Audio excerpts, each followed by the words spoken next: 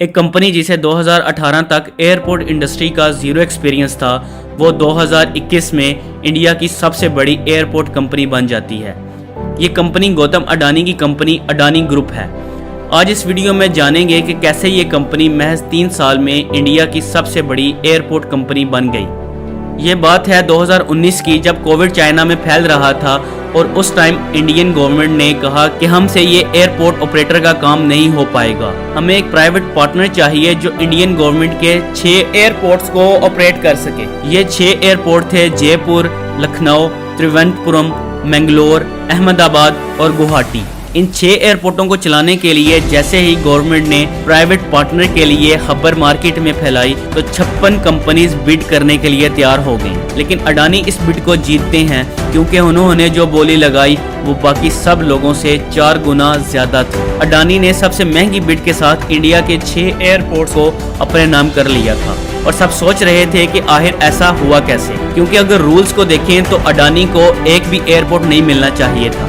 اب یہ رولز کیا ہیں، پہلے ان کو سمجھتے ہیں۔ پہلا رول جسے اڈانی نے وائلیٹ کیا وہ یہ تھا کہ لاء کے مطابق کوئی بھی پرائیویٹ کمپنی جو ایئرپورٹ آپریشن کے لیے چنی جائے گی اس کے پاس اس کا ایکسپیرینس ہونا ضروری ہے، یعنی کہ کسی فریشر کمپنی کو ایئرپورٹ نہیں مل سکتا، لیکن گورنمنٹ نے یہ رول اڈانی کے لیے اگنور کر دیا۔ دوسرے رول کی بات کریں تو ایئرپورٹ اتھارٹی آف انڈیا کا یہ رول ہے کہ ایک کمپنی ایک ساتھ صرف 2 ایئرپورٹ کا کام لے سکتی ہے۔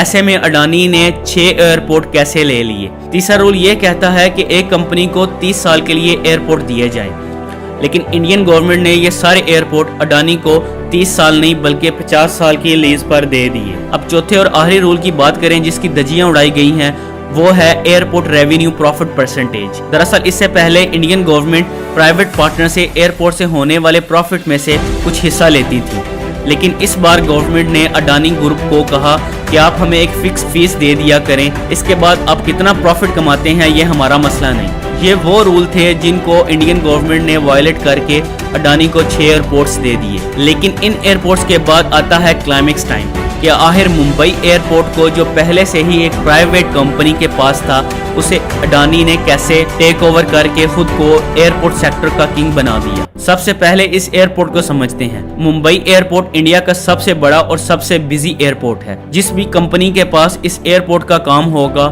اسے پروفٹ کا کوئی مسئلہ نہیں ہوگا، اسی لیے اڈانی کی نظر میں یہ ایئرپورٹ آ گیا کہ اگر اس سیکٹر میں آگے جانا ہے تو اس ایئرپورٹ کو لینا ہوگا، لیکن اس کو لینا اتنا آسان نہیں تھا۔ اس کے 26% shares airport authority of India کے پاس تھے، 10% ایک ساؤتھ افریقہ کی کمپنی کے پاس تھا اور 13.5% بڈ ویسٹ کے پاس تھا۔ لیکن اس ایئرپورٹ کا سب سے بڑا شیئر ہولڈر جی وی کے گروپ تھا، جس کے پاس ممبئی ایئرپورٹ کے 50.5% شیئرز تھے، جس کے مالک ہیں جی وی کے ریڈی۔ اڈانی نے انفارمیشن نکالی کہ جی وی کے پر 26,500 کروڑ کا لون ہے۔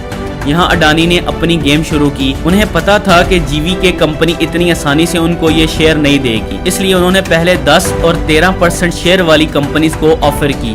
وہ ریڈی ہو گئی، لیکن جی وی کے نے ان کو کہا کہ ایسا نہیں ہو سکتا کیونکہ سب سے زیادہ شیئر جی وی کے پاس ہیں۔